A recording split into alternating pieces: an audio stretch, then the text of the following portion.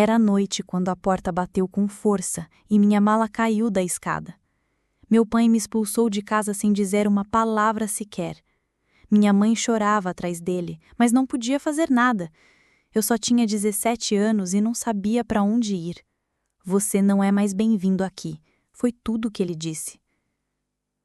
No caminho para a rua, senti um frio que não era só da noite. Era o frio de ser jogado fora por quem deveria me amar. Passei a madrugada sentado em um banco de praça. Cada vez que a lembrança da cena voltava, meu peito ardia. Por que ele me odiava tanto?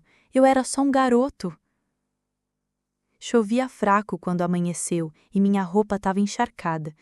Nenhum parente me estendeu a mão, ninguém quis me acolher. No fundo, todo mundo tinha medo do meu pai. Eu só tinha a mim mesmo, e isso era assustador. Não sabia o que ia comer, onde dormir, nem por onde começar.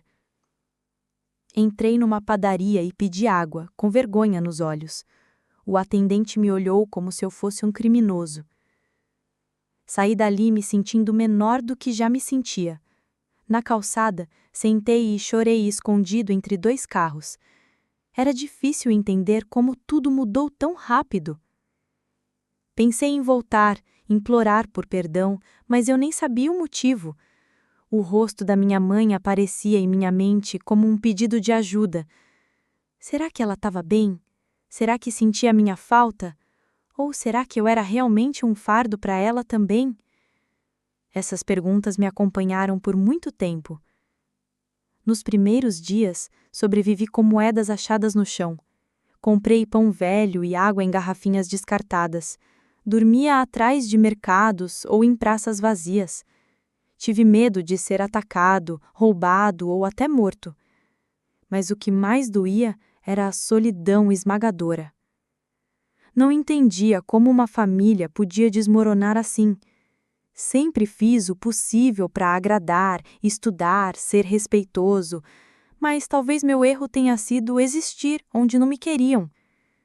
Meu pai era frio, calado e parecia me odiar desde pequeno, mas aquele nível de desprezo foi algo que nunca entendi. Consegui um trabalho varrendo o chão de um bar decadente. O dono me deixava dormir nos fundos, num colchão encardido. Era desconfortável, mas ao menos era um teto.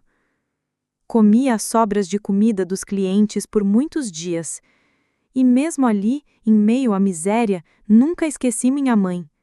Tentava ligar para ela de telefones públicos, mas as chamadas nunca eram atendidas.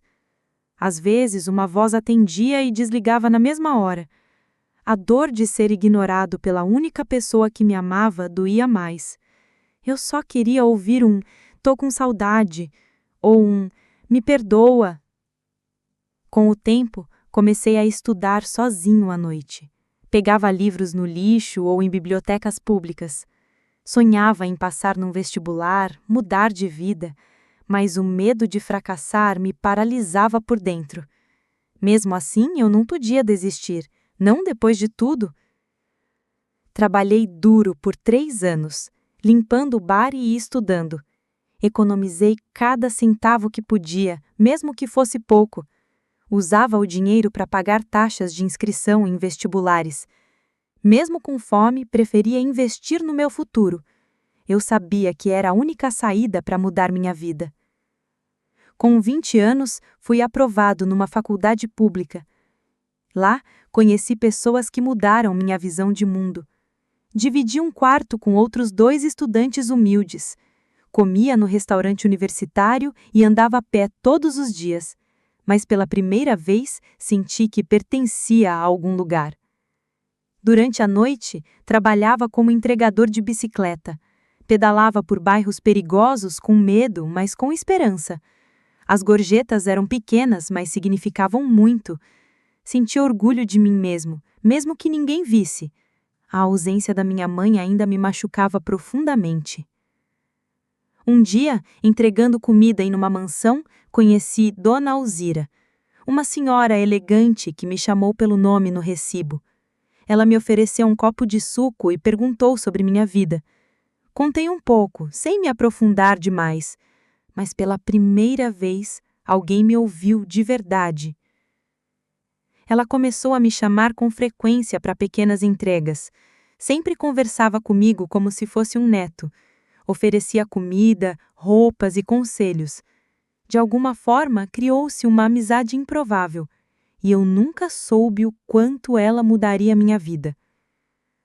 Dona Alzira me lembrava minha avó, que eu nunca conheci. Tinha mãos delicadas e um olhar firme, mas acolhedor. Gostava de conversar sobre livros, histórias e memórias. Me ofereceu ajuda para comprar um celular novo. Recusei de início, mas ela insistiu com carinho. Com o tempo, comecei a ajudá-la com compras e pequenos favores. Ela me chamava de meu menino, o que me emocionava. Nunca me tratou com pena, mas sim com respeito. Perguntava sobre meus estudos, incentivava meus sonhos. Dizia que eu tinha brilho nos olhos como alguém que ela amava. Certa vez, Dona Alzira me mostrou um álbum antigo de fotos. Uma das fotos me chamou a atenção imediatamente. Era uma mulher muito parecida com a minha mãe, mas mais jovem. Essa era uma grande amiga que perdi contato, disse ela. Meu coração bateu mais rápido, mas não disse nada na hora. Passei a visitá-la todos os domingos após as aulas. Cozinhava para mim como se fosse a minha avó de sangue, e mesmo sem saber, começou a curar minhas feridas. Contar minha história para ela aliviava o peso da alma. Ela me ouvia sem julgar, como ninguém nunca fez. Até que um dia perguntei o nome da mulher da foto. Quando ela respondeu, minhas pernas tremeram. Era o mesmo nome da minha mãe, completo. Senti um nó na garganta e as palavras não saíam. O passado estava começando a bater a porta. Naquela noite, não consegui dormir. O nome da minha mãe ecoava em minha mente. Como Dona Alzira podia conhecê-la e por que nunca mencionou isso antes? Seria coincidência ou destino? Voltei à mansão com o coração acelerado. Pedi para ver mais fotos, disfarçando a ansiedade. Ela me mostrou outras imagens e lá estava. Minha mãe, sorrindo, abraçada a um homem desconhecido. Esse era o namorado dela até ele desaparecer, disse ela. A história começou a se encaixar como um quebra-cabeça. Dona Alzira contou que a amiga ficou grávida muito jovem e que o pai do bebê sumiu misteriosamente sem explicações. Minha respiração falhou por alguns segundos. E se eu fosse esse bebê? Tentei disfarçar o impacto, mas ela percebeu. Por que esse assunto te afetou tanto, meu menino? Inventei uma desculpa, mas sabia que precisava investigar. Agora tinha um novo mistério para resolver e talvez uma nova identidade para descobrir. Saí dali com a certeza de que minha vida estava prestes a mudar. Comecei a buscar pistas, documentos, qualquer rastro. Descobri que minha mãe teve um filho antes de conhecer meu pai, mas ninguém sabia o que aconteceu com essa criança. Talvez essa criança fosse eu. Voltei para casa andando sem rumo, com a mente confusa. O mundo parecia girar ao meu redor, cada passo pesado. As palavras de Dona Alzira ecoavam como um trovão. Ela teve um filho antes do casamento, martelando em mim. O silêncio da noite me abraçava com um frio cortante.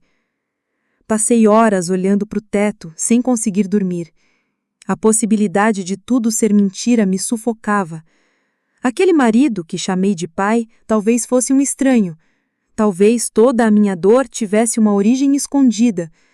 Mas eu não podia fugir da verdade, por mais cruel que fosse. Na manhã seguinte, procurei registros antigos. Vasculhei cartórios, arquivos em bibliotecas e até em igrejas. Nada era claro, tudo parecia um emaranhado proposital. Parecia que alguém queria apagar qualquer pista. A minha paciência se esgotava, mas a minha curiosidade crescia. No bar onde eu trabalhava, contei a um colega sobre minha busca. Ele me ajudou a pesquisar online em bases antigas. Encontramos um nome parecido com o do homem da foto. Seria o verdadeiro pai que minha mãe escondeu? A cada linha, meu coração batia como um tambor. Decidi que precisava confrontar minha mãe pessoalmente. Mesmo sem saber onde ela morava agora, eu iria atrás. Não era mais uma criança frágil que podia ser ignorada. Era hora de ouvir a verdade, doa a quem doer. O peso dos anos me empurrava para frente sem parar. Após dias de busca, descobri o novo endereço da minha mãe. Ela vivia em uma casa simples, longe de tudo imundo. O portão estava enferrujado, como se nunca fosse usado. Bati a porta com a mão tremendo, suando frio. O silêncio lá dentro era quase ensurdecedor. Quando ela abriu, parecia ter visto um fantasma. Seus olhos se encheram de lágrimas instantaneamente. O choque dela dizia mais que 1000 palavras. Filho, ela murmurou antes